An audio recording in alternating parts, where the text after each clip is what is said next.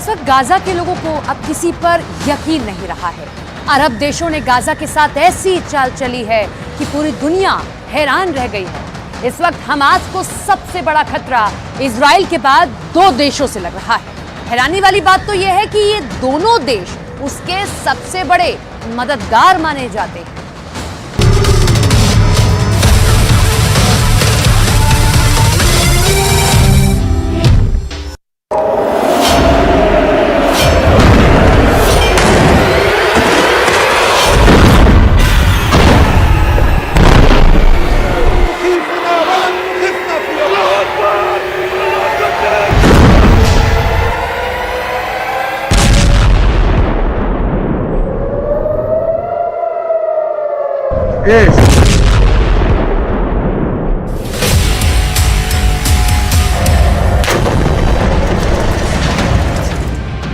Gaza में 13,000 से ज्यादा लोगों की मौत हो चुकी है और करीब 3,000 लोग मलबों में दफन हैं। इजराइल किस तरह और कितनी तरफ से हमास पर टूट पड़ा है, इसकी रिपोर्ट करने की ताकत भी अब फिलिस्तीन के अखबारों के पास नहीं बची है।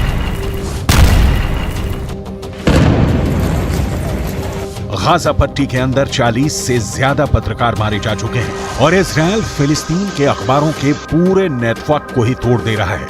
इसीलिए अब गाजा पट्टी से वही खबरें सामने आ रही हैं जो इजराइल चाहता है।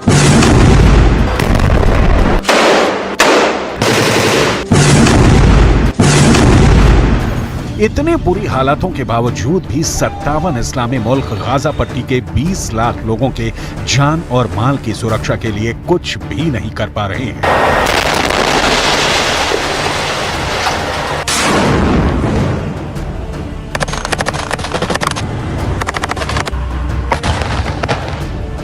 फिलहाल जो रिपोर्ट आ रही है उससे ये साफ लग रहा है कि उत्तर गाजा में भारी कोहराम मचाने के बाद अब इजराइल अपना पूरा फोकस दक्षिणी गाजा पर कर रहा है।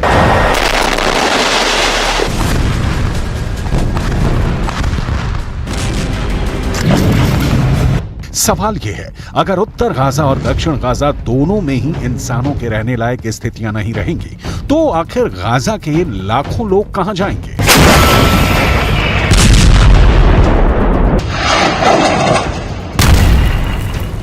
ऐसे खतरनाक हालातों में अगर 57 इस्लामिक देश एक साथ खड़े होते तो निश्चित तौर पर इजराइल पर दबाव बनाना बहुत आसान हो जाता, लेकिन आज स्थिति बिल्कुल अलग है।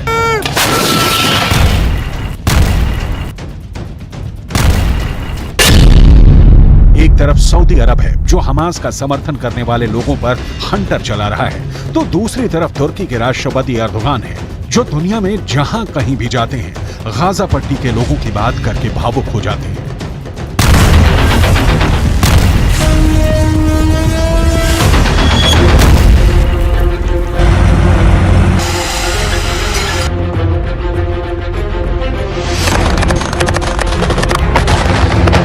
तुर्की के राष्ट्रपति एर्दोगान ने जर्मनी की राजधानी बर्लिन का दौरा किया है और जर्मनी के चांसलर ओलाफ स्कॉल्स के साथ उनकी द्विपक्षीय वार्ता हुई, लेकिन इस पूरी वार्ता के दौरान आर्थिक मुद्दे पूरी तरह से किनारे नजर आए और दूसरे सभी मुद्दे गाजा पट्टी के तनाव के सामने छोटे पड़ गए।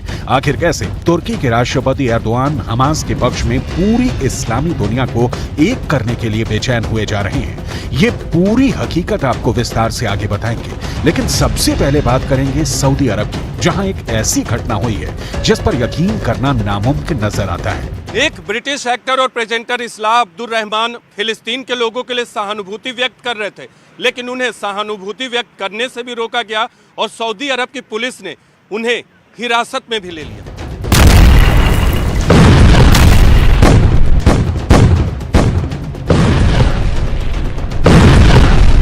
सऊदी अरब के अंदर ऐसी एक नहीं और भी कई घटनाएं हो चुकी हैं जिसमें हमास के समर्थकों पर सऊदी अरब की सरकार कड़कती बिजली की तरह टूट रही है।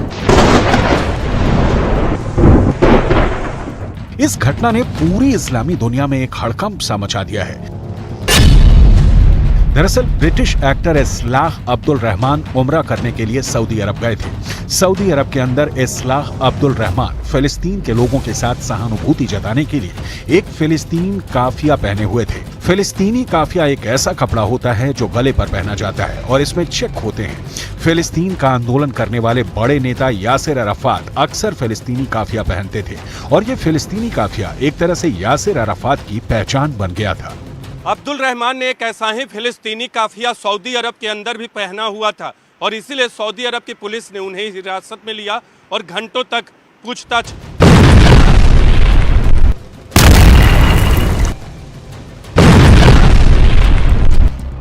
सऊदी अरब की पुलिस ने ब्रिटिश एक्टर अब्दुल रहमान से यह पूछा कि वो कब से सऊदी अरब में है, सऊदी अरब में वो कहां गए हैं। अब्दुल रहमान को एक संदिग्ध की नजर से देखा गया। अब्दुल रहमान की उंगलियों के निशान लेने के बाद उनको रिहा तो कर दिया गया।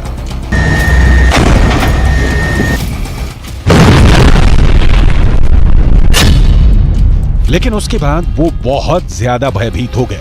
उन्होंने मिडिल ईस्ट के एक न्यूज़पेपर से बात करते हुए कहा कि वो फिलिस्तीन के साथ सहानुभूति दिखाना चाहते थे, लेकिन उन्हें ये करने नहीं दिया गया। इसी तरह सऊदी अरब के अंदर गाजा के लिए प्रार्थना करने वाले एक अल्जीरियाई मूल के शख्स और बांग्लादेशी मूल के एक ब्रिटिश नागरिक को भी गिरफ्तार किया गया। बात एकदम साफ है कि सऊदी अरब का सऊदी राजवंश ये नहीं चाहता कि उसकी धरती पर किसी भी तरह का विरोध प्रदर्शन की संस्कृति का जन्म हो। सऊदी राजवंश को ये बात बहुत अच्छी तरीके से पता है कि जो लोग आज फिलिस्तीन के समर्थन में सड़कों पर उतरेंगे, कल उसकी ही सरकार के खिलाफ ये लोग विरोध प्रदर्शन कर सकते हैं। इसीलिए सऊदी राजवंश प्रोटेस्ट के कल्चर को ही पूरी तरह से ख़त्म करना चाहता है। यही उसका एक टारगेट है। आमतौर पर यह जानकारी बहुत कम लोगों को है कि सऊदी अरब एक ऐसा देश है जिसका पुराना नाम स्टेट ऑफ हिजाज था, लेकिन 23 सितंबर 1932 में जब सुल्तान अब्दुल अजीज बिन सऊद ने इस स्टेट ऑफ हिजाज पर कब्जा किया तो उन्होंने इस इलाके का नाम बदलकर सऊदी अरब रख दिया। इसमें सऊदी शब्द सुल्तान अब्दुल अजीज बिन सऊद का सरनेम है। शायद दुनिया की ऐसी पहली घटना होगी जब किसी राजवंश ने किसी देश पर अधिकार करने के लिए उस देश का नाम भी अपने राजवंश के नाम पर कर दिया हो।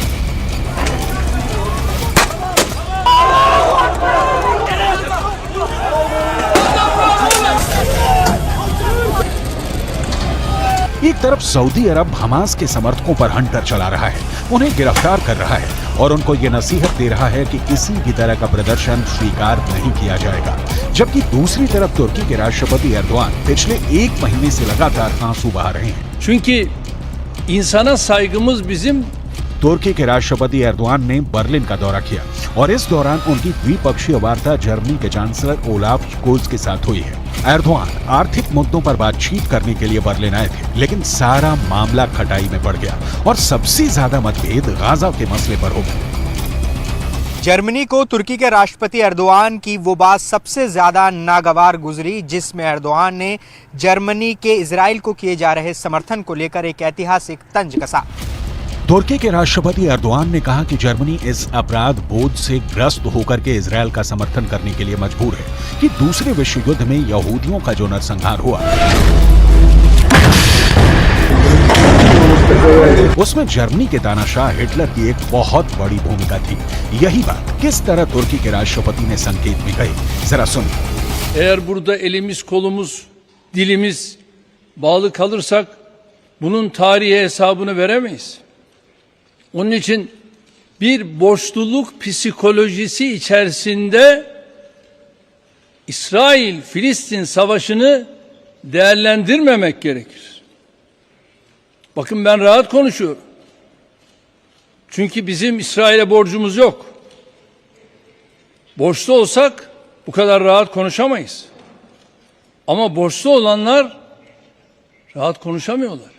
बयान से बिल्कुल साफ है कि तुर्की के राष्ट्रपति ने कहा कि उनके ऊपर कोई कर्जा नहीं है कि वो इजराइल का समर्थन करने को मजबूर हैं, जबकि इजराइल के तानाशाह ने यहूदियों का नरसंहार। नोट करने वाली बात यह है कि जर्मनी ने अब तक इजरायल को काफी ज्यादा सपोर्ट दिया है। सबसे बड़ी बात यह है कि जैसे ही 7 अक्टूबर को हमास ने इजरायल के खिलाफ हमला शुरू किया, उसके बाद ही जर्मनी के चांसलर ने इजरायल की राजधानी तेल अवीव का दौरा किया और उन्होंने नेतन्याहू से मुलाकात करके इजरायल को हर तरह से मदद का आश्वासन दिया। इतना ही नहीं, जर्मनी हथियारों के तौर पर भी इजरायल की मदद करता रहा है और यही बात तुर्की के राष्ट्रपति एर्दोआन को बहुत ज्यादा परेशान कर रही है और यही वजह है कि उन्होंने जर्मनी के चांसलर के सामने उनकी मौजूदगी में गाजा के मुद्दे को बहुत बड़े पैमाने पर उठाया। Fazlasıyla İsrail'in elinde rehine var. Ve yılların rehineleri, tutsakları İsrail'in elinde. Bunu da görmemiz lazım. Bunu görmezsek bu da haksızlık olur. दूसरे विश्व युद्ध के दौरान जर्मनी के दानाशाह एडोल्फ हिटलर ने यहूदियों का नरसंहार करने के लिए बाकायदा संस्थाएं बनाई थी और इन संस्थानों में पूरे यूरोप के अंदर करीब 60 लाख यहूदियों को मार दिया गया था। एडोल्फ हिटलर एक समाजवादी राष्ट्रवाद की राजनीतिक विचारधारा के अनुयायी थे और हिटलर ने जो कुछ भी किया उसके बाद जर्मनी के अंदर कभी भी कट्टर राष्ट्रवादी पार्टी उभर ही नहीं सकी। लेकिन अब तुर्की के राष्ट्रपति एर्दोआन साफ तौर पर यह कहना चाहते हैं कि अगर हमास ने जो किया वो गलत है, तो अब गाजा के अंदर जो इजरायल कर रहा है उसकी भी निंदा होनी चाहिए।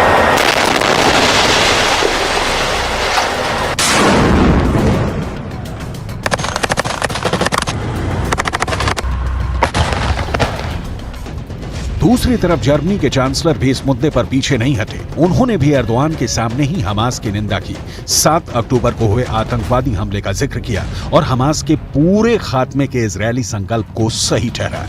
यानी अगर देखा जाए तो जर्मनी और तुर्की एक बातचीत की मेज पर जरूर थे, लेकिन उनके बीच बहुत भारी मतभेद है।